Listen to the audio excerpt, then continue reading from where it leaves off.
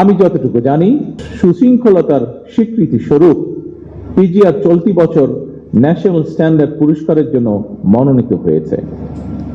একটি বাহিনী হিসাবে এটি অবশ্যই আপনাদের জন্য অত্যন্ত গৌরবের। এই সাফল্যের জন্য আমি আবারও আপনাদেরকে জানাই আন্তরিক অভিনন্দন। যে কোনো প্রতিকূল পরিস্থিতিতেও আপনাদের ইস্পাত কঠিন দায়িত্ববোধ অবশ্যই প্রশংসনীয়। আমি জানি বাংলাদেশ সেনাবাহিনী হতে বিশেষভাবে নির্বাচিত এবং প্রশিক্ষিত সদস্যগণই এই রেজিমেন্টের দায়িত্ব পালনের জন্য যথা নিয়মে নির্বাচিত হয়ে থাকেন।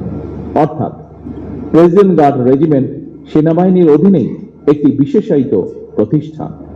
সুতরাং পেশাদারিত্ব, আনুগত্য এবং শৃঙ্খলার সমন্বয়ে পিজিআর সদস্যগণ নিজেদের উপরে অর্পিত দায়িত্ব যথারীতি পালন করবেন, এটি বিধিবদ্ধ নিয়ম। আপনাদের কার্যক্রমের মাধ্যমেই পিজিআর এর দক্ষতা এবং একনিষ্ঠতাটা ফুটে উঠবে, এটি আমরা সকলে প্রত্যাশা করি।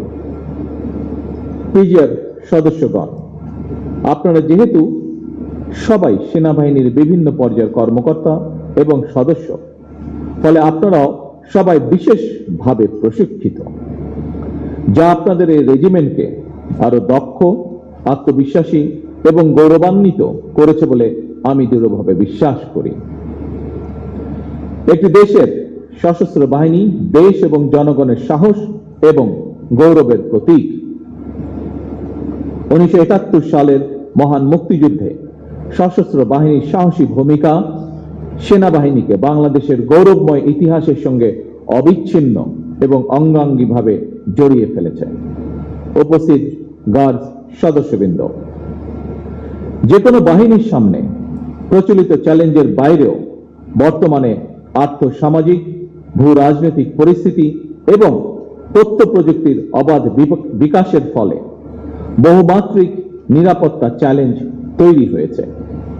সাইবার যুদ্ধ, ইলেকট্রনিক ওয়ারফেয়ার, ড্রোন যুদ্ধ কিংবা তথ্য যুদ্ধ, এসব নতুন নতুন ক্ষেত্রগুলো কোনোভাবেই উপেক্ষা করার সুযোগ নেই। এইসব বহুমাত্রিক চ্যালেঞ্জ মোকাবেলায় শুধুমাত্র পিজিআরই নয়, প্রতিটি বাহিনীকেই আধুনিক এবং সময়োপযোগী প্রশিক্ষণের মাধ্যমে নিজেদেরকে সার্বক্ষণিক প্রস্তুত রাখা অত্যন্ত জরুরি। একটি বিশেষায়িত বাহিনী হিসাবে সাহস, দক্ষতা, কৌশল এবং সার্বধানিক প্রযুক্তিতে পিজিআর এর পিছিয়ে থাকার কোনোই সুযোগ নেই।